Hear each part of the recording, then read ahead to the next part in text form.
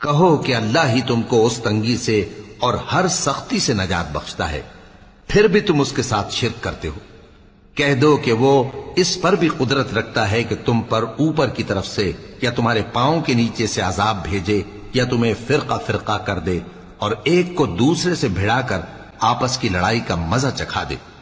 देखो हम अपनी आयतों को किस किस तरह बयान करते हैं ताकि ये लोग समझें।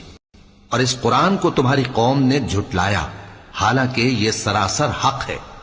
कह दो कि मैं तुम्हारा दारोगा नहीं हूं।